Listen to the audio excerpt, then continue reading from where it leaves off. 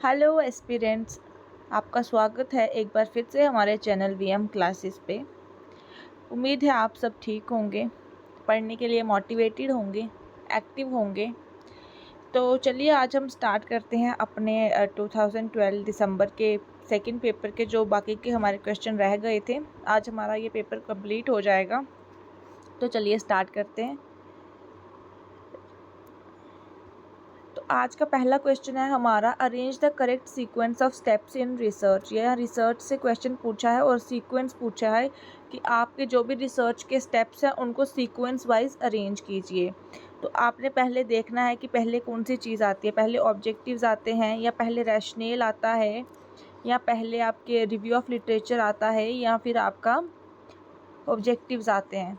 तो मैंने आपको बहुत बार जो पहले PYQ सॉल्व कराए हैं मैंने आपको वहाँ पे एक चीज़ बताई है कि हमने डायरेक्ट ऑब्जेक्टिव पे जंप नहीं करना है, क्योंकि ऑब्जेक्टिव से पहले भी ऐसी सिचुएशंस रहती हैं जिनके बेसिस पे ऑब्जेक्टिव्स बनाए जाते हैं।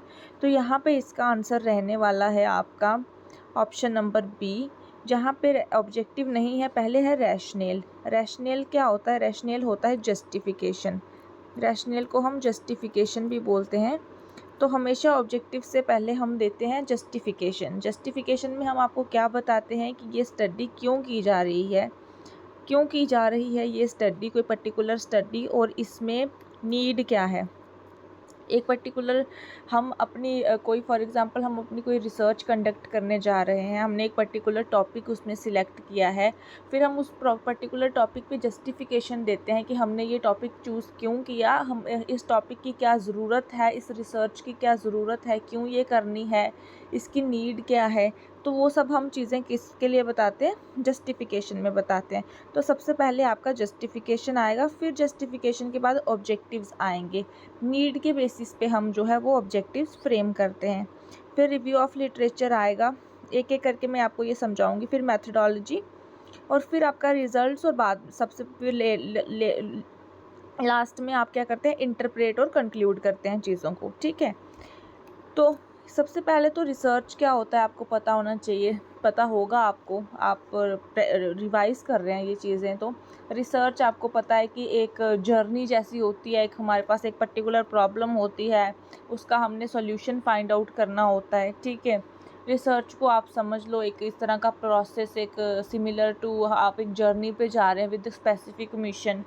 तो आप वो जर्नी स्टार्ट करने से पहले डिसाइड करते हो where you want to go, आपने कौन सा रास्ता फॉलो करना है, आपको किसी की गाइडेंस की भी उसमें ज़रूरत पड़ती है। ठीक है, तो ये जो रिसर्च होती है एक सिस्टमेटिक साइंटिफिक वे में होती है, वो आपको पता होगा। अब इन्होंने आपको रिसर्च के स्टेप्स पूछे हैं, तो सबसे पहला जो स्टेप रहता है वो रहता है हमारे पास आइडेंटिफिकेशन ऑफ द प्रॉब्लम। सबसे पहला स्टेप्स जो रहता है, यहाँ पे दिया नहीं है, अगर दिया होता तो सबसे पहले वही रहता, आइडेंटिफिकेशन ऑफ प्रॉब्लम, यानी कि एक स्टेटमेंट होगी हमारे पास, उसका हमने सॉल्यूशन फाइंड आउट करना है। सबसे पहले हमने प्रॉब्लम आइडेंटिफाई करनी है। ठीक है, वो कुछ भी हो सकती है कि आपने किसी का बिहेवियर चेक करना है, किसी का किसी पर्टिकुलर चीज़ में रिलेशनशिप चेक करना है। तो इसमें जो है एक फाइंड आउट करना है आपने सॉल्यूशन किसी प्रॉब्लम का। आपने एक जो है प्रॉब्लम बना ली, एक आपने टाइटल जो है रिसर्च का बना लिया। उसके बाद सेकंड स्टेप आता है आपका review of literature. Review of literature में आप क्या करते हैं? आप रिव्यू ऑफ लिटरेचर में ये चीज़ फाइंड आउट करते हैं कि जो आपकी प्रॉब्लम है उसको सॉल्व किया जा सकता है कि नहीं किया जा सकता। तो आप उसके लिए क्या देखते हो कि इस चीज़ पे, इस पर्टिकुलर प्रॉब्लम पे ऑलरेडी रिसर्चेस कंडक्ट हुई हैं, तो आप क्या करते हो? उससे रिलेटेड लिटरेचर ढूंढते हो। आपने एक पर्टिकुलर प्रॉब्लम ले ली, आपने ले लिया मोबाइल एडिक्शन अमंग यंग एडल्सेंट। ठीक है, इस तरह की आपने प्रॉब्लम ले ली। अब इस प्रॉब्लम को सॉल्व किया जा सकता है कि नहीं किया जा सकता है, तो आप क्या देखोगे कि ऑलरेडी इस पे रिसर्चेस कंडक्ट हुई हुई हैं। तो अगर हुई हुई होंगी तो आपको उससे क्या चीज़ें पता लगेंगी? बहुत सारी चीज़ें आपको पता लगेंगी जो ऑलरेडी उस जो प्रीवियस रिसर्चेस हुई हैं उन्होंने कंडक्ट की हैं, या फिर कुछ ऐसे फिनोमिनास पता लगेंगे, अननाउन फिनोमिना, जो आप अपनी रिसर्च में कंडक्ट करोगे। और रिव्यू ऑफ लिटरेचर का एक बहुत इंपॉर्टेंट है कि हम रिव्यू ऑफ लिटरेचर क्यों देखते हैं। एक तो हम फेमिलियर होते हैं अपने टॉपिक से कि उसमें कौन कौन सी चीज़ें ऑलरेडी फाइंड आउट कर ली हैं, कौन सी चीज़ें नहीं फाइंड आउट की हैं। और ये चीज़ें डुप्लीकेशन जो होती है ना, कि हमने उन जो प्रीवियस रिसर्चेस ने फाइंड आउट किया है वो हम ना फाइंड आउट कर लें, तो एलिमिनेट करने के लिए हम रिव्यू ऑफ लिटरेचर भी देखते हैं। इस तरह का क्वेश्चन आपको पूछ लिया जाएगा कि कौन सी पर्टिकुलर जो स्टेप है रिसर्च सीक्वेंस में जहाँ पे हम एक पर्टिकुलर चीज़ का इस्तेमाल करते हैं डुप्लीकेशन को एलिमिनेट करने के लिए, तो वो आपका रिव्यू ऑफ लिटरेचर है। ठीक है, फिर आपका स्टेप रहता है रिव्यू ऑफ लिटरेचर में आपके प्राइमरी सोर्सेज होते हैं, सेकेंडरी सोर्सेज होते हैं। प्राइमरी वो होते हैं जहाँ पे आपने first hand knowledge, first hand अपना काम किया होता है, और सेकेंडरी वो होते हैं जो ऑलरेडी आपसे पहले किसी ने किए होते हैं और पब्लिश होते हैं। ठीक है, थर्ड स्टेप, पहला स्टेप था आपका प्रॉब्लम फॉर्मुलेशन, सेकेंड आपका आ गया review of literature, third step आपका रहता है हाइपोथेसिस फॉर्मुलेशन। थर्ड आप क्या करते हैं, आप हाइपोथेसिस फार्मूलेट करते हैं। आप एक जनरल सा जो है एक गेस वाली स्टेटमेंट बना लेते हैं। एक हाइपोथेसिस होता है एक गेस वाली स्टेटमेंट, फिर जिसके बेसिस पे आप जो है रिसर्च अपनी कंडक्ट करते हैं। फिर एंड में वो चीज़ फाइंड आउट करते हैं कि वेदर आपका जो हाइपोथेसिस था वो एक्सेप्ट हुआ कि नहीं एक्सेप्ट हुआ। हाइपोथेसिस भी हमेशा जो है अर्लियर जो रिसर्च फाइंडिंग्स होती हैं, जैसे मैंने आपको बताया कि हम रिव्यू ऑफ लिटरेचर देखते हैं, तो रिव्यू ऑफ लिटरेचर देख के ही नल हाइपोथेसिस या फिर अल्टरनेटिव हाइपोथेसिस जिस तरह के रिजल्ट्स होंगे उनके बेसिस पे जो है हाइपोथेसिस फ्रेम किया जाता है कि हाँ इस पर्टिकुलर चीज़ में रिलेशनशिप होगा या नहीं होगा, एसोसिएशन होगा या नहीं होगा। अगर कोई पर्टिकुलर ऐसी स्टेटमेंट है, कोई ऐसी प्रॉब्लम है जिस पे अभी तक रिसर्चेस कंडक्ट बहुत कम हुई हैं या बिल्कुल भी नहीं हुई हैं, तो हम हाइपोथेसिस फॉर्मुलेट नहीं करते हैं, फिर हम करते हैं रिसर्च क्वेश्चंस फॉर्मुलेट। ठीक है, फिर आपके पास आ जाता है फिर उसके बाद आपका नेक्स्ट स्टेप आ जाता है कि आप हाइपोथेसिस के बाद आप ऑब्जेक्टिव्स फ्रेम करते हैं। ठीक है, आप अपने रिसर्च डिज़ाइन को फॉर्मुलेट करते हैं, जिसमें मैथडोलॉजी में आ जाता है कि आप रिसर्च डिज़ाइन को अपने फॉर्मुलेट करते हैं। फिर आप बहुत सारे उसमें मेथड्स लगाते हैं कि आपने किस मेथड से अपना जो डेटा है वो कलेक्ट करना है।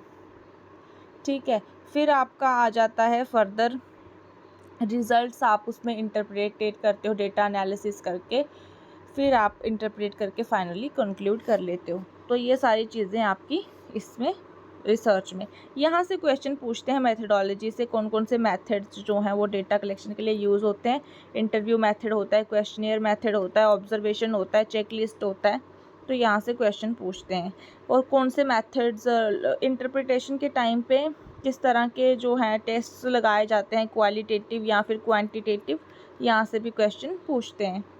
ठीक है, आइए नेक्स्ट क्वेश्चन है आपका। नेक्स्ट क्वेश्चन है आपका match the food in list 1 with its nutrients in list 2। एक जगह पे आपको लिस्ट 1 में फूड दिए हैं और आपको देखना है कि कौन से फूड में कौन से न्यूट्रिएंट्स पाए जाते हैं। तो पपाया में आपका क्या पाया जाता है, यहाँ पे दिया है आयरन। आयरन तो पपाया में नहीं होता, एलिमिनेट कर दो। पपाया में और क्या होता है, कैल्शियम, एलिमिनेट कर दो। पपाया में होता है विटामिन ए या फिर विटामिन सी, तो विटामिन सी नहीं होता है, ए होता है। ठीक है, अब यहीं से पता लग गया। ऑरेंज में हो जाएगा विटामिन सी, आपकी डेट्स यानी कि खजूर, उसमें हो जाएगा आपका आयरन, और रागी जो कि कैल्शियम रिच होती है। तो इसका आंसर ये हो जाएगा। ठीक है, इस तरह के रहते हैं आपके फूड्स दिए जाते हैं और उनके न्यूट्रिएंट्स। तो ये बेसिक भी हो जाते हैं कि हमको पता होता है कि कौन से फूड में कौन सा न्यूट्रिएंट पाया जाता है। विटामिन ए का साइंटिफिक नेम होता है रेटिनॉल।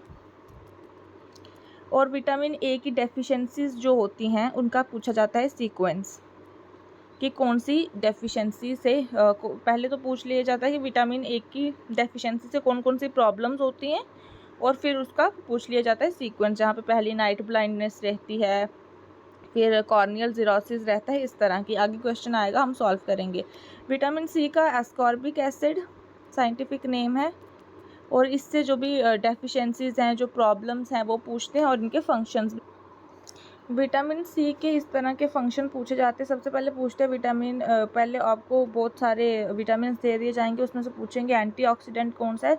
तो आपका विटामिन सी, ई, ये सारे आपके एंटीऑक्सीडेंट हैं। ठीक है। और विटामिन सी के फंक्शंस पूछते हैं कि ये जो है हमारे ज़ख्म है उनको हील जल्दी कर लेता है, हील बाउंड्स जो है हील जल्दी कर लेता है, टिश्यूज़ में किसी तरह के स्कार्स हों, और ये एक प्रोटीन फॉर्म करता है जिसको हम कहते हैं कोलेजन। तो कोलेजन जो है वो आपका फॉर्म करता है विटामिन सी, और आपके जितने भी हेल्प करता है बेटर आयरन की एब्जॉर्प्शन के लिए। आप आयरन कंज्यूम करते हैं, लेकिन आयरन खाने के बाद अगर आप विटामिन सी खाते हैं तो आपका जो आयरन का एब्जॉर्प्शन है वो बहुत अच्छे से हो जाता है। तो विटामिन सी आपका आयरन एब्जॉर्प्शन में भी हेल्प करता है, और आपके जो भी बोन्स, टीथ, कार्टिलेज उनको रिपेयर मेंटेन करने में भी आपकी हेल्प करता है। तो डेफिशिएंसीज़ क्या रहती हैं? विटामिन डी की डेफिशिएंसी बहुत कॉमन है। मैच द फॉलोइंग में पूछते हैं तो स्कर्वी जो है, SCURVY, स्कर्वी जो है वो एक आपका न्यूट्रिशनल डिसऑर्डर रहता है, तो वो आपकी विटामिन सी की डेफिशिएंसी है। तो बाकी आपका विटामिन सी जो है बहुत ही फंक्शनल है, हर एक उसके लिए इम्पॉर्टेंट है। फिर कुछ एंजाइम्स के ग्रुप्स रहते हैं, वो भी पूछ लेते हैं कि, मगर अभी तक पूछे नहीं हैं तो इतना डीप हमने भी नहीं जाना है। तो विटामिन ए के फंक्शन ये है कि ये हमारी स्किन के लिए अच्छा रहता है, और सबसे ज़्यादा तो इम्पॉर्टेंट है हमारी आई फंक्शनिंग के लिए। ठीक है, तो आई रिलेटेड जितनी भी डिजीज़ हैं वो आपकी विटामिन ए की डेफिशिएंसी हैं। Calcium on the other hand, calcium आपका बहुत इंपॉर्टेंट है। कैल्शियम के फंक्शन भी ये पूछते हैं। कैल्शियम के फंक्शंस ये ज़्यादातर मैच द फॉलोइंग में पूछते हैं। तो ये हमारे बोन्स और मसल्स को जो भी है हेल्प करता है हेल्दी रखने में, उनको मेंटेन रखने में, और मसल कॉन्ट्रैक्शन में भी हेल्प करता है हमारा कैल्शियम। ठीक है, और ब्लड क्लॉटिंग में भी हेल्प करता है। ऑल्दो विटामिन के भी करता है, लेकिन ये ब्लड क्लॉट नॉर्मली जो है फॉर्म हो जाए तो उसमें भी हेल्प करता है। सारे विटामिन्स मैक्सिमम जो हैं वो इंटर रिलेटेड होते हैं। तो ब्लड क्लॉटिंग में भी आपका कैल्शियम हेल्प करता है, आपके स्ट्रॉन्ग बोन्स और टीथ में भी करता है। मैसेजेस में जो सेंडिंग और रिसीविंग नर्व सिग्नल्स होते हैं, जैसे आपके सिग्नल्स भेजना है एक नर्व से दूसरी नर्व, स्क्वीजिंग और रिलैक्सिंग मसल्स, मसल कॉन्ट्रैक्शन जैसे मैंने कहा, हार्मोन रिलीज़ करना, हार्ट बीट नॉर्मल रखना, इस तरह के जो भी फंक्शंस हैं वो कैल्शियम के रहते हैं। On the other hand iron की डेफिशिएंसी पूछी जाती है। आयरन आपका बहुत इंपॉर्टेंट है, बिकॉज आयरन जो है वो आपका हीमोग्लोबिन बनाता है। हीमोग्लोबिन जो है वो आपका एक प्रोटीन होता है जो आपके आरबीसीज में फाउंड होता है।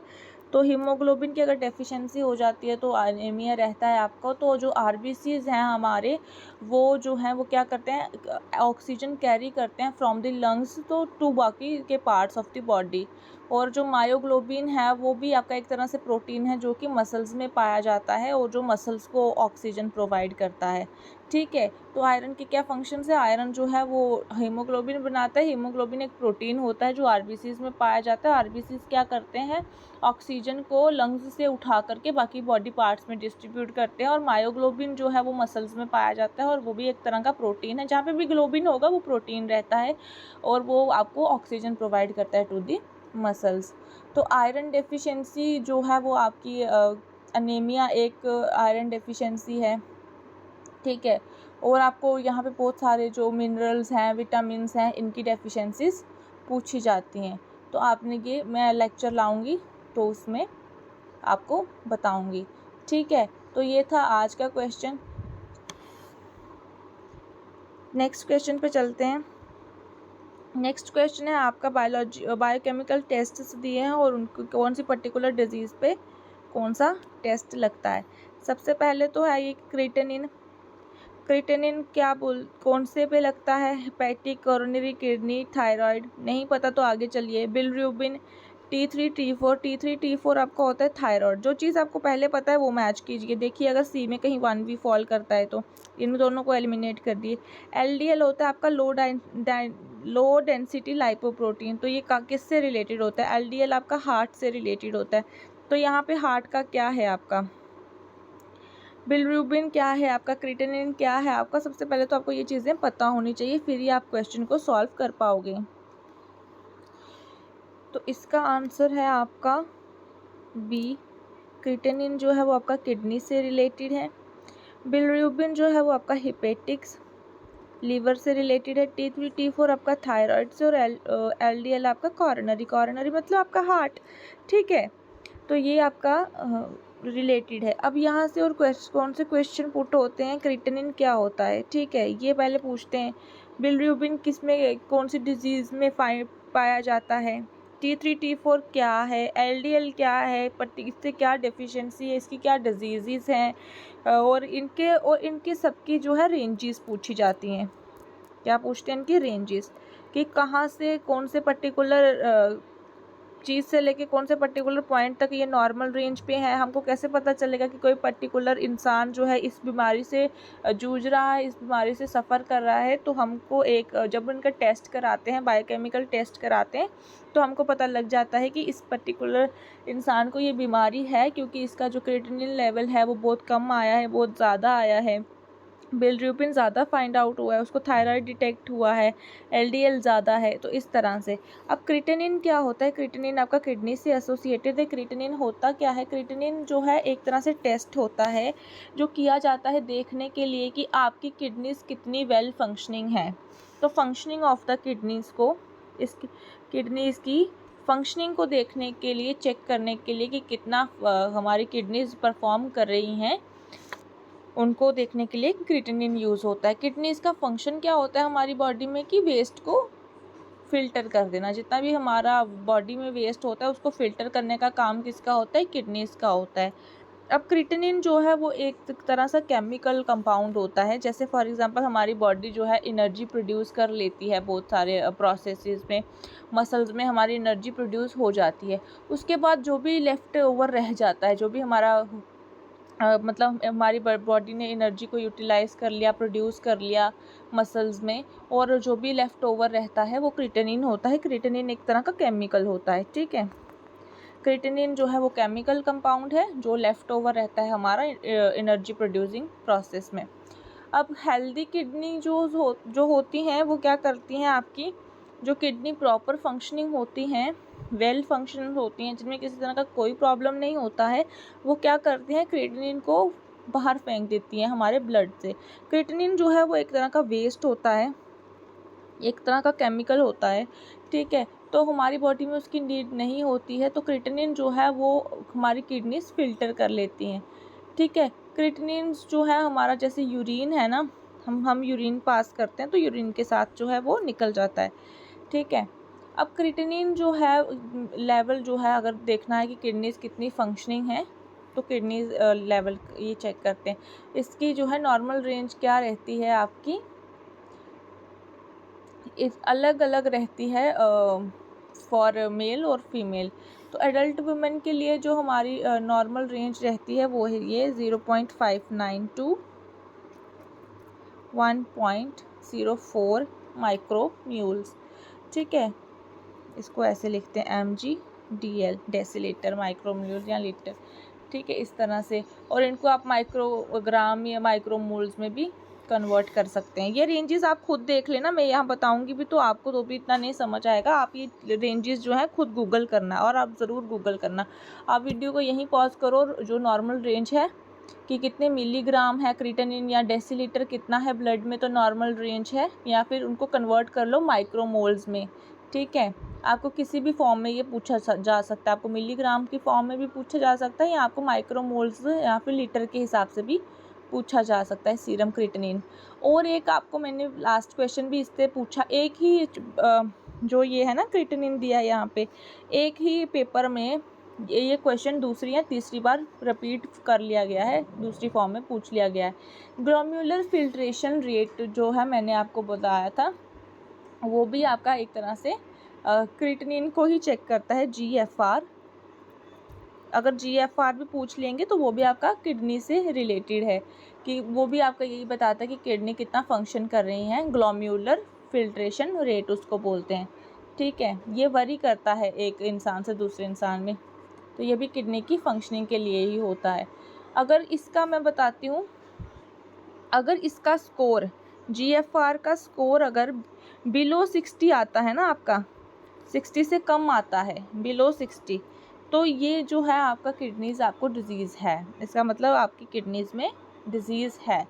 तो अगर 60 रेंज ऑफ स्कोर बिलो 60, तो आपको जो है वो ट्रीटमेंट कराना है अपनी किडनीज़ का।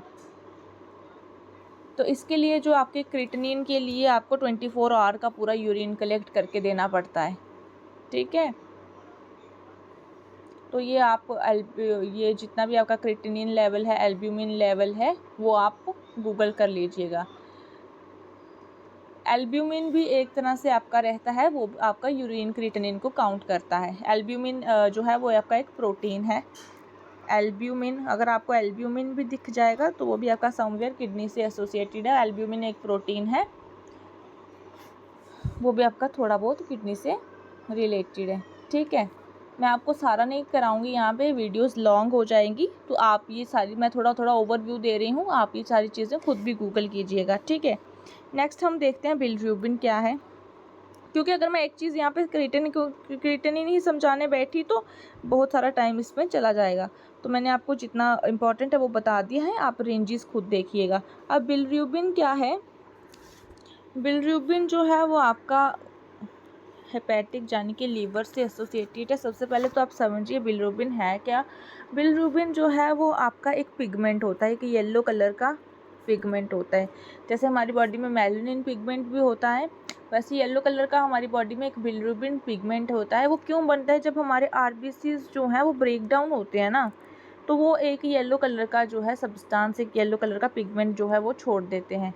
तो बिलिरुबिन जो है वो हमारे बॉडी से एक्सक्रीट हो जाता है, क्योंकि ये एक तरह से वेस्ट होता है, तो ये हमारी बॉडी से एक्सक्रीट हो जाता है। लेकिन ये कहाँ से गुजर के एक्सक्रीट होता है, लीवर से पास होता है, फिर हमारी बॉडी से एक्सक्रीट होता है।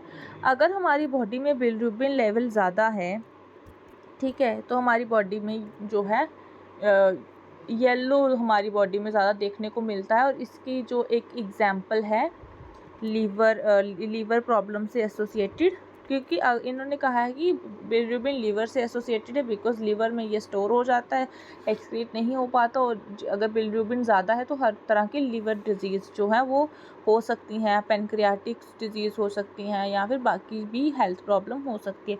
तो इसका एक बहुत कॉमन एग्जाम्पल है बिलिरुबिन और हेपेटिक से रिलेटेड जॉइंटिस। जॉइंटिस जो है वो आपकी इससे एसोसिएटेड है। या फिर आप देखते हैं किसी इंडिविजुअल की येलो आइज़ हैं, या स्किन हम कहते हैं ना इसकी स्किन कितनी पेल हो गई है, इसकी स्किन कितनी मतलब ऐसे येलो कलर की लग रही है, या किसी की आइज़ बहुत ज़्यादा येलो होती हैं, तो वो उनकी बॉडी में देखा जाता है कि उनका बिलिरुबिन लेवल जो है बॉडी में ज़्यादा हो जाता है। तो हाई बिलिरुबिन लेवल जो है वो अडल्ट्स में पाया जाता है और न्यूबॉर्न बेबीज़ में भी। आपने देखा होगा न्यूबॉर्न बेबीज़ को ज़्यादातर लाइट के नीचे रखा जाता है, तो वहाँ पे मतलब उनमें बिलिरुबिन लेवल ज़्यादा होता है, जहाँ पे उनको कहते हैं कि बच्चे को जॉइंटिस हो गया है, तो वो जॉइंटिस जो है वो बिलिरुबिन लेवल उनमें ज़्यादा हो जाता है, इस वजह से उनमें रखा जाता है, ठीक है। तो ये आपका किससे होता है, जो आपके आरबीसीज बहुत ज़्यादा ब्रेक डाउन होते हैं, बहुत फास्ट ब्रेक डाउन होते हैं, तो वो आपके लीवर में बिल्डअप हो जाता है आपका येलो पिगमेंट, जिसको बिलिरुबिन कहते हैं। वो एक तरह से हीमोलिटिक अनीमिया भी कॉज कर सकता है। बिकॉज हीमोलिटिक अनीमिया क्यों हो जाएगा, बिकॉज आपके आरबीसीज बहुत जल्दी डिस्ट्रॉय हो रहे हैं, तो लीवर जो है वो फिर प्रॉब्लम से स्ट्रगल करता है। हाई बिलिरुबिन लेवल सीरियस भी हो सकता है, ठीक है। इस बिलिरुबिन की भी रेंजेस होती हैं, ये आप खुद गूगल कीजिएगा। सेकंड आपका आता है T3 T4। T3 T4 आपका जितने भी आपके जो आपका थायराइड फंक्शनिंग टेस्ट है उनमें आ जाता है। ये जो आपके थायराइड स्टिमुलेटिंग हार्मोन्स होते हैं, इनमें आपका T3 T4 फॉल करता है। ये आपका चेक करता है आपके थायराइड फंक्शनिंग को, ठीक है। तो T3 आपका हो गया, इसको कहते हैं हम ट्रायोडोथायरीन। T3 है ना, मतलब ट्राई हो गया 3 ट्रायोडो, फिर आपने लिखना आगे थायोरीन। जहाँ पे ट्राई आएगा तो आपने वहाँ पे T3 लिखना है। और T4 आपका होता है थायरॉक्सिन। तो T3 T4 जो आपके टेस्ट हैं वो आपकी थायराइड फंक्शनिंग को देखते हैं, देखते हैं कि आपके थायराइड फंक्शन है कि नहीं, आपको किसी तरह का कोई थायराइड डिजीज़ तो नहीं है, आपके ग्लैंड प्रॉपर फंक्शनिंग है या नहीं है। लो थायराइड स्टिमुलेटिंग हार्मोन्स या हाई हार्मोन्स जो है वो आपको प्रॉब्लम करते हैं। तो आपने ऑथेंटिक सोर्स से जो है वो आपने एक रेंज जो है वो देख लेनी है कि हाइपोथायरॉयडिज्म या हाइपरथायरॉयडिज्म कितनी एक पर्टिकुलर या कितने सफिशिएंट अमाउंट में होती है, और ये वाले, ठीक है। बाकी आपका नेक्स्ट है आपका एलडीएल। ये मैंने एक क्वेश्चन में, एक प्रीवियस ईयर क्वेश्चन में, इससे पुरानी वीडियोस में अच्छे से समझा लिया है, आप वहाँ पे देख लीजिएगा कि जो एलडीएल है उसको बैड कोलेस्ट्रॉल भी कहते हैं और उसको लो डेंसिटी लाइपोप्रोटीन भी कहते हैं, ठीक है। नेक्स्ट क्वेश्चन है आपका, ये कुछ रिकॉर्ड्स हैं और कौन कौन से पर्टिकुलर डिपार्टमेंट में ये रिकॉर्ड यूज़ होते हैं, तो इस तरह के क्वेश्चन अभी नहीं पूछते। तो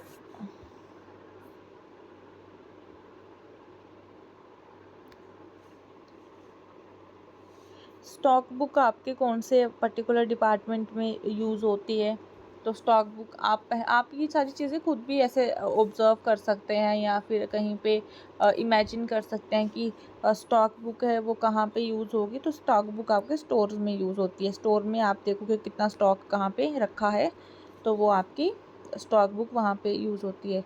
फिर आपका आ जाता है KOT। KOT stands for kitchen order ticket, kitchen order ticket. ये कहाँ पे यूज़ होती है, आप रेस्टोरेंट्स में जाते हैं, आप एक ऑर्डर देते हैं कि भाई हमको पिज़्ज़ा दे दो, वो आपको क्या करते हैं, एक टिकट देते हैं कि हम आपको बुलाएंगे, जब आपका ऑर्डर आएगा आप पिज़्ज़ा ले जाना उठा के, ठीक है। ये हो गया KOT, किचन ऑर्डर टिकट। ये आपके रेस्टोरेंट्स में भी यूज़ होता है, आपके होटल्स में भी यूज़ होता है। आप अपना KOT ले लेते हैं और फिर आपको एक पर्टिकुलर उसमें ऑर्डर आने पे आपको जो है वो आपका खाना जो है वो डिलीवर हो जाता है, ठीक है। आपका KOT देख के आपको वेटर जो है आपका ऑर्डर ले लेगा और आपके ऑर्डर के हिसाब से आपका जो है डिश भी जो है वो प्रिपेयर करेगा और फिर आपका जब टाइम आएगा तो आपको वो डिलीवर हो जाएगा या आप खुद जाके ले लेंगे, ठीक है। तो ये आपका किससे एसोसिएटेड है, आपका KOT आपका डाइनिंग रूम से, ठीक है। डाइनिंग रूम, रेस्टोरेंट, इस तरह से पूछ सकते हैं। तो KOT आपका होगा किचन ऑर्डर टिकट। पे रोल रिकॉर्ड, अब यहाँ पे कुछ पे से रिलेटेड है, तो मतलब पे रोल है तो क्या आपने कुछ पर्सनल, स्टॉक बुक का आपका स्टोर था, KOT आपका डिनर टेबल था, तो पे रोल रिकॉर्ड आपका पर्सनल है, आपने कहाँ कितना पे किया है आपका पर्सनल में आ जाएगा। स्पेसिफिकेशंस में आपका आ जाएगा परचेज, आपने कौन सी स्पेसिफिक चीज़ जो है परचेज की है, या इस तरह के क्वेश्चन अभी नहीं पूछते हैं, ठीक है। एडवांस हो गए, आप एडवांस लेवल के पूछते हैं। फिर आ जाता है आपका नेक्स्ट आपके टेक्सटाइल से, यहाँ पे पूछा आपका वेल्स क्या होते हैं, वेफ्ट, वार्प और कोर्सेस। ये बहुत आपका कॉमन है क्वेश्चन है और बहुत बेसिक क्वेश्चन है। आपका वेल क्या होता है, आपका वेफ्ट क्या होता है। वेल आपका होता है लॉन्गिट्यूडनल यार्न्स, वेल वेल आपके लॉन्गिट्यूडनल, 1 मिनट। सबसे पहले तो हम आपका देखते हैं जो चीज़ हमें पता है। वार्प हमें पता है, वार्प क्या होता है, वार्प होता है लॉन्गिट्यूडनल यार्न, तो यहीं से पता लग गया। Warp weft, warp weft, warp weft. Warp जो होता है वो आपका क्या होता है, लॉन्गिट्यूडनल होता है, ठीक है, जिसको हम वर्टिकल भी कहते हैं। और वेफ्ट जो है वो आपका क्या होता है, वेफ्ट होता है आपका क्रॉस वाइज, ऐसे, ठीक है, ऐसे, जिसको हम हॉरिजॉन्टल या फिर क्रॉस वाइज भी कहते हैं। ये आपका हो गया वेफ्ट। आपने वार्प वेफ्ट में कंफ्यूज नहीं होना, आपने ये बार बार प्रैक्टिस करनी है, warp weft, warp weft, warp weft, ठीक है। मतलब वार्प आपका लॉन्गिट्यूडनल और वेफ्ट आपका क्रॉस वाइज। वार्प और वेफ्ट आपका किस में यूज़ होते हैं, आपके वीव्स में यूज़ होते हैं, वीविंग में आपका जो है यूज़ होता है। वीविंग आपकी लूम के ऊपर की जाती है। लूम जो है एक डिवाइस होती है, एक पर्टिकुलर जो है एक तरह से मशीन कह लो, वो होती है। और लूम पे जो आपके स्ट्रेच होता है फैब्रिक, इस तरह से आपका लूम रहता है। तो लूम पे आपका जो कपड़ा बांधा जाता है, जो आपका थ्रेड बांधा जाता है, वो आपका वार्प बांधा जाता है। तो वार्प आपका जो है वो आपका ज़्यादा स्ट्रेच होता है एज़ कम्पेयर टू फैब्रिक। तो वार्प और वेफ्ट आपका जो है वो किस पे यूज़ होता है, आपके वीविंग में। फिर ऑन दी अदर हैंड आपका जो वेल्स एंड कोर्सेज हैं वो आपकी निटिंग में यूज़ होती हैं। तो वेल्स आपकी हो गई ये column of loops parallel to length, मतलब वेल्स भी आपकी इस तरह से हो गई, और आपकी जो कोर्सेज हैं वो आपके ये क्रॉस वाइज यार्न, इस तरह से, ठीक है। Series of loop extending crosswise और क्रॉसवाइज यार्न, तो ये वाला आपका वेफ्ट में है और ये वाला आपका कोर्सेज में है, ठीक है। और यहाँ से और बहुत सारे क्वेश्चन भी पूछे जाते हैं वीविंग से, पर्टिकुलर वीव से पूछे जाते हैं। वाप और वेफ्ट तो आपका बेसिक ही रहता है ना, ताना बाना जिसको कहते हैं, जो आपका बेसिक वीविंग में यूज़ होता है, जैसे प्लेन वीव में यूज़ होता है। हर तरह का जो भी वीव पैटर्न है उसमें वाप और वेफ्ट ही रहता है आपका। यहाँ अगर निटिंग में आपका कोर्सेज और वेल्स रहते हैं, जो कि लूम्स में जो वीविंग है वो लूम पे परफॉर्म होती है, ठीक है। तो यहाँ से ये क्वेश्चन पूछते हैं। और यहाँ से क्या पूछते हैं आपको difference between weaving and knitting. तो आपको ये वीविंग में आपका वाप वेफ्ट यूज़ होता है और वेल और कोर्सेज आपके निटिंग में यूज़ होते हैं। तो वीविंग और निटिंग में क्या डिफरेंस है? वीविंग में जो है हमारा लूम रिक्वायर्ड रहता है और वीविंग की बहुत सारी वेराइटीज़ हैं, plain weave, twill weave, rib weave, बहुत सारी जो पर्टिकुलर टाइप्स हैं। अगर टाइम बचेगा एंड में तो मैं आपको कराती हूँ, ठीक है। तो और वीविंग में जो क्या रहता है आपका, वीविंग में आपका जो थ्रेड है, जैसे आपने का जो वाप थ्रेड है वो आपका लूम पे बांधा रहता है और आपका राइट एंगल पे जो है ये इंटरलेस होते हैं। जैसे ये आपका इस तरह से राइट एंगल आपने याद रखना है, वीविंग में आपका राइट एंगल पे ये इंटरलेस्ड होते हैं आपके थ्रेड्स वीविंग में। और निटिंग में क्या होता है, आपके निटिंग में जो है आपका एक कंटिन्यूअस स्ट्रैंड रहता है, आपका एक कंटिन्यूअस धागा थ्रेड रहता है, जिसको आप नीडल की मदद से फिर लूप्स और स्टिचेस बनाते हैं। जैसे आपने देखा होगा स्वेटर बुनते हैं ना, तो उसमें ऊन का एक धागा रहता है और फिर नीडल्स की मदद से उनको बुना जाता है। तो ये आपका वीविंग और निटिंग में डिफरेंसेस हैं। वीविंग और निटिंग की एग्जांपल भी हैं, जैसे आपकी वूवन फैब्रिक में आपका जो है, जैसे हम कहते हैं ना, आपने कुछ चीज़ें बुनी हुई हैं, और जैसे आपकी अंडरवेयर, आपका स्वेटर्स, आपकी लेगिंग्स, आपकी टी शर्ट्स, ये सारी आपकी निटिंग में आती हैं। निटिंग में जो है इंटरलूपिंग होती है और वूवन में जो है वो इंटरलेसिंग होती है। तो आपने ये याद रखना है, ठीक है। इंटरलेसिंग जो है वो वीविंग में होती है, लूपिंग जो है वो निटिंग में होती है, ठीक है। इतना इस क्वेश्चन में आप याद रखो। नेक्स्ट क्वेश्चन है आपका, ये भी टेक्सटाइल से है। डायगोनल बास्टिंग क्या होती है, हैमिंग क्या है, हेयरिंग बोन स्टिच क्या है और बटन होल स्टिच क्या है। ये भी आपका टेक्सटाइल से ही पूछा गया है कि आपको पर्टिकुलर कुछ चीज़ें दे दी गई हैं और पूछा है कि ये क्या है, ठीक है। सबसे पहले तो आपको पता होगा कि हैमिंग क्या है। हैमिंग को बोलते हैं हम तुरपाई करना। तो तुरपाई जो है वो हमारी क्या है, हम तुरपाई को परमानेंट करते हैं, या तुरपाई हमारी जो है फंक्शनल है या डेकोरेटिव है, टेम्पररी स्टिच है या डेकोरेटिव स्टिच है। तो हर कोई जो फीमेल के ड्रेसेस में रहती है, ट्राउज़र्स में रहती है, जो है हेमिंग तो करते हैं। तो हेमिंग का यहाँ पे अगर आपको नहीं पता डायगोनल बास्टिंग, तो हेमिंग ढूंढो, बी वाला पार्ट आप देखो, हेमिंग जो है हमारा परमानेंट स्टिच है, तो वो यहाँ पे है। तो इस तरह से आपका ये वाला सॉल्व हो गया। डायगोनल बास्टिंग जो होती है वो आपका टेम्पररी स्टिच होता है, हैमिंग आपका परमानेंट स्टिच होता है, क्योंकि ये अगर उतर भी जाए तो हमको ये फिर से करनी पड़ती है, क्योंकि हमको ये नीड होती है। हेयरिंग बोन जो है वो एक तरह से एम्ब्रॉयडरी स्टिच होता है, वो आपका डेकोरेटिव स्टिच होता है। बटन होल स्टिच जो है वो आपका functional as well as decorative भी होता है, ठीक है। यहाँ पे बहुत सारी जो है एम्ब्रॉयडरीज पूछी जाती हैं, रनिंग स्टिच है, जिगजैग स्टिच है, ठीक है। इस तरह से क्वेश्चन पूछे जाते हैं मैच द फॉलोइंग में। नेक्स्ट क्वेश्चन है आपका, कुछ आइटम्स दी हैं और उनको मैच करना है। इस तरह से आपको मिसलिनियस टर्म्स उठा के एक क्वेश्चन में डाल देंगे और फिर आपको उनको मैच द फॉलोइंग पूछेंगे। फर्स्ट मेंस्ट्रुएशन को क्या कहते हैं, ढूंढो। यहाँ पे मिला मेनार्क। अगर आपको पता है फर्स्ट मेंस्ट्रुएशन को मेनार्क कहते हैं, आप डायरेक्ट मेनार्क के साथ जो है मैच करोगे। तो मेनार्क यहाँ पे दो जगह पे है, एलिमिनेट करो, इधर या तो ये होगा या ये होगा। अथॉरिटेटिव पेरेंटिंग किससे मैच होगा, balwadis, day care centre, Albert Bandura, स्पर्मार्क, डेमोक्रेटिक पेरेंटिंग, मेनार्क या परमिसिव पेरेंटिंग। तो अथॉरिटेटिव पेरेंटिंग का क्या है आपका, अथॉरिटेटिव पेरेंटिंग जो है मैंने बताया था, ये एक तरह से थ्योरी है जो आपकी किसी ने एक पर्टिकुलर इंसान ने दिया। वो आप मुझे कमेंट करके बताइएगा ये किसने दिया है आपकी, और आप ज़रूर मुझे कमेंट करके भी बताएं कि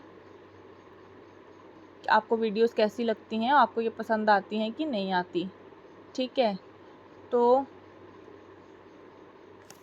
फर्स्ट मेंस्ट्रुएशन को मेनार्क कहते हैं। अथॉरिटेटिव पेरेंटिंग में क्या आएगा बताओ। अगर आपको नहीं पता नेक्स्ट में चलो। ऑब्जर्वेशन लर्निंग किसने दी है, मैंने आपको बार बार बताया। ऑब्जर्वेशन लर्निंग दी है बेंड्यूरा ने, यहाँ से आपको मिल गया आंसर। तो इसका मतलब जो अथॉरिटेटिव पेरेंटिंग है उसको हम डेमोक्रेटिक पेरेंटिंग भी कहते हैं। और ICCW आपका क्या है, balwadis and day care centre. Albert Bandura की थ्योरी मैंने आपको कराई है, एक क्वेश्चन में एक्सप्लेन की है, जहाँ पे एल्बर्ट बंडूरा ने क्या दिया है, ऑब्जर्वेशन लर्निंग दी है। ये इससे जो क्वेश्चन है, इस तरह का एक क्वेश्चन पहले भी फुल स्टेटमेंट और ऑब्जेक्टिव में पूछा था, अब भी ये मैच द फॉलोइंग में पूछ लिया। तो इसलिए मैं आपको बोलती हूँ कि हर क्वेश्चन को PYQ अच्छे से सॉल्व करो। इस तरह से आपको आगे भी देखने को मिल सकते हैं कि एक क्वेश्चन को जो उठा के मैच द फॉलोइंग में पूछ लिया गया है। अगर आपको वो एक भी पता होगा, आपका ईजिली सॉल्व हो जाएगा। मेनार्क का आपका होता है फर्स्ट मेंस्ट्रुएशन, जो फर्स्ट टाइम ये गर्ल्स को पीरियड्स आते हैं उसको मेनार्क कहते हैं। अथॉरिटेटिव पेरेंटिंग जो है एक पेरेंटिंग स्टाइल है, जिसमें क्या होता है, सबसे अच्छी जो पेरेंटिंग होती है वो अथॉरिटेटिव पेरेंटिंग ही आती है। बॉर्मरिन्स जो है एक पर्सन है, उसने 4 पेरेंटिंग के स्टाइल दिए हैं, जिसमें अथॉरिटेरियन है। अथॉरिटेरियन मतलब एक स्ट्रिक्ट पेरेंटिंग रहती है। अथॉरिटेटिव पेरेंटिंग में क्या होता है, पेरेंट्स बहुत नर्चरिंग होते हैं, रिस्पॉन्सिव होते हैं, सपोर्टिव होते हैं। जहाँ पे अच्छे पेरेंट्स की बात की जाती है अथॉरिटेटिव में, कि पेरेंट्स बड़े नर्चरिंग होते हैं, बच्चों का ख्याल रखते हैं, रिस्पॉन्सिबिलिटीज़ लेते हैं, उनको सपोर्ट करते हैं, उनके लिए लिमिट्स भी सेट करते हैं। वो लिमिट्स जो उनके लिए अच्छी नहीं है, उनके लिए लिमिट्स सेट करते हैं, उनके बिहेवियर को कंट्रोल करते हैं। और उनके लिए जब लिमिट्स सेट करते हैं तो उनको प्रॉपर एक्सप्लेन करते हैं कि आपके लिए कौन सा बिहेवियर सही है, आपके लिए कौन से रूल्स फॉलो करने हैं आपने। उनको समझाते हैं, डिस्कशन करते हैं, प्रॉपर रीजनिंग देते हैं कि पर्टिकुलर चीज़ के पीछे। तो यहाँ पे चाइल्ड के व्यू पॉइंट को भी जो है ऑलवेज़ सुना जाता है और उसको एक्सेप्ट भी किया जाता है। अगर वो एक्सेप्टेबल नहीं है तो उसको रीजंस दे करके वो समझाते हैं। ठीक है, तो अगर अथॉरिटेटिव पेरेंटिंग में कोई बच्चा रेज हुआ है, उसके वो बहुत ही फ्रेंडली रहता है, एनर्जेटिक रहता है, मतलब वो सेल्फ कंट्रोल उसमें रहता है, बड़ा कोऑपरेटिव सा बच्चा रहता है और हमेशा अचीवमेंट ओरिएंटेड रहता है। ठीक है, तो ये आपका अथॉरिटेटिव पेरेंटिंग था। फिर एक आपको यहाँ पे दिया है परमिसिव पेरेंटिंग। परमिसिव पेरेंटिंग में पेरेंटिंग जो है वो वार्म होते हैं, पेरेंट अच्छे होते हैं, लेकिन लैक्स होते हैं, मतलब ढीले होते हैं। वो इस तरह के क्या होते हैं कि वो लिमिट्स बच्चों के लिए सेट नहीं करते, कि ये बच्चा कहता रात को बाहर जाना है तो कहेंगे कि चले जाओ। उनके लिए लिमिट्स सेट नहीं करते, उनको एक्सप्लेन नहीं करते कि क्यों आपको ये पर्टिकुलर बिहेवियर करना चाहिए या नहीं करना चाहिए। तो मतलब यहाँ पे जहाँ पे लैक्स आपको दिखेगा वो आपका परमिसिव हो जाएगा। ऑल्दो वार्म होते हैं पेरेंट, लेकिन लिमिट्स सेट नहीं करते, चिल्ड्रन की एक्टिविटीज़ को मॉनिटर नहीं करते हैं कि बच्चा क्या कर रहा है, उसके बिहेवियर को जो है अप्रोप्रिएटली नहीं देखते हैं। तो इस तरह का जो पेरेंटिंग स्टाइल होता है, इसमें बच्चे के क्या आपको देखने को मिलता है बिहेवियर, वो बड़ा सा इम्पल्सिव सा रहता है, इम्पल्सिव रहता है, रिबेलियस रहता है, ऐसे लड़ाई झगड़े वाला, एमलेस, कोई मकसद नहीं है उसकी ज़िंदगी में, डोमिनेटिंग है, एग्रेसिव है, सेल्फ इस्टीम कम है उसमें, सेल्फ कंट्रोल कम है, अचीवमेंट की तरफ ध्यान नहीं है। तो ये परमिसिव पेरेंटिंग के जो बच्चों के फर्दर कैरेक्टरिस्टिक्स देखने को मिलते हैं, ये वो हैं। फिर एक आपकी आ जाती है अनइन्वॉल्वमेंट, तो टोटली पेरेंट्स को जो है उनका कोई किसी तरह का कोई भी इन्वॉल्वमेंट नहीं रहती है। अनइन्वॉल्व पेरेंटिंग में जो है पेरेंट्स जो है वो अनरिस्पॉन्सिव हैं, कोई रिस्पॉन्सिबिलिटी नहीं लेते। ठीक है, अनअवेलेबल रहते हैं, जैसे आपके वर्किंग पेरेंट्स लगा लो, बोथ वर्किंग पेरेंट्स हैं, तो बच्चों को रिजेक्शन ज़्यादा यहाँ पे देखने को मिलता है। ठीक है, ये अनइन्वॉल्व है। अगर चिल्ड्रन इस वाले पेरेंटिंग स्टाइल से रेज हुआ है तो बच्चों में लो सेल्फ एस्टीम होगा, बहुत ज़्यादा लिटल सेल्फ कॉन्फिडेंस होगा। वो जो है वो क्या करेंगे, इनअप्रोप्रिएट बिहेवियर शो करेंगे। तो वो ये सारे निगलेक्टफुल पेरेंटिंग के कंपोनेंट। अथॉरिटेरियन मैंने आपको बताया, अब जहाँ पे पेरेंट जो है वो बहुत ही स्ट्रिक्ट होते हैं। ठीक है, ये आपकी 4 तरह की पेरेंटिंग स्टाइल्स थे, तो ये आपको यहाँ पे पूछे जाते हैं। ठीक है, तो सबसे अच्छा पेरेंटिंग स्टाइल कौन सा है, अथॉरिटेटिव पेरेंटिंग स्टाइल है। ठीक है, नेक्स्ट क्वेश्चन है आपका मैं कुछ आपको आइटम्स दी हैं, उनको मैच करना है। Personal letter, method demonstration, television campaign. तो ये आपको जो है कम्युनिकेशन से पूछा है चैप्टर। मैंने आपको बताया ना, ये मिसलिनियस से जो है वो पूछता आपको, बीच बीच में से टर्म्स दे देते हैं और उनको फिर मैच द फॉलोइंग पूछना है। अब फिर इसमें भी कन्फ्यूजन हो जाती है कि अब जैसे टेलीविज़न है तो वो ऑडियो विजुअल एड है, कैंपेन जो है वो क्या है। तो आपने अच्छे से पहले पढ़ना है चारों को सॉल्व करने से पहले। सबसे पहले तो पर्सनल लेटर, किसी को आपने पर्सनली लेटर भेजनी है। तो पर्सनल लेटर तो आपका किसी तरह का यहाँ पे दिया है इंडिविजुअल कॉन्टैक्ट मेथड, ठीक है। पर्सनल लेटर आपका ग्रुप कॉन्टैक्ट मेथड नहीं, आप किसी को पर्सनली भेज रहे हो तो आपका जो है वो आपका इंडिविजुअल कॉन्टैक्ट मेथड है। 2 को काटो, यहाँ पे भी है ये। फिर आपका आ जाता है मेथड डेमोन्स्ट्रेशन। मेथड डेमोन्स्ट्रेशन आपका मास कॉन्टैक्ट मेथड नहीं है। मेथड डेमोन्स्ट्रेशन होता है आप किसी को कोई पर्टिकुलर एक्टिविटी करके दिखा रहे हो, ठीक है। तो मेथड डेमोन्स्ट्रेशन आपका ग्रुप कॉन्टैक्ट मेथड होता है, जहाँ पे आप एक पर्टिकुलर इंडिविजुअल को लगा लो, आप उसको किसी तरह की कोई चीज़ बनाना सिखा रहे हो तो पहले आप उसको डेमोन्स्ट्रेट करोगे, एक तरह से उसको पहले आप उसको एक तरह से समझाओगे कि ये चीज़ कैसे बनानी है, आप उसको डेमोन्स्ट्रेशन दे रहे हो। तो ये आपका ग्रुप कॉन्टैक्ट मेथड है। फिर आपका टेलीविज़न ऑडियो विजुअल एड है, ठीक है। और आपका कैंपेन जो है मास कॉन्टैक्ट मेथड है, ठीक है। इस तरह के क्वेश्चन आपको पूछे जाते हैं। फिर आपका नेक्स्ट है, अच्छा ये कंप्लीट हो गया। तो फ्रेंड्स अभी वीडियो 41 मिनट्स का हो गया, लॉन्ग हो गया, नहीं तो मैंने आपको और 2-3 कॉन्सेप्ट समझा देने थे। मैं आपको नेक्स्ट वीडियो में समझाऊंगी। तो आपको अगर चैनल पसंद आता है, आपको वीडियोस पसंद आती है, पढ़ाने का तरीका पसंद आता है, तो आप प्लीज़ चैनल को सब्सक्राइब करें। जितनी ज़्यादा चैनल की रीच बढ़ेगी उतना बेनिफिशियल होगा बाकी बच्चों के लिए भी। और आप कमेंट में मुझे ज़रूर बताएँ कि आपको लेक्चर्स कैसे लग रहे हैं। तो थैंक यू सो मच।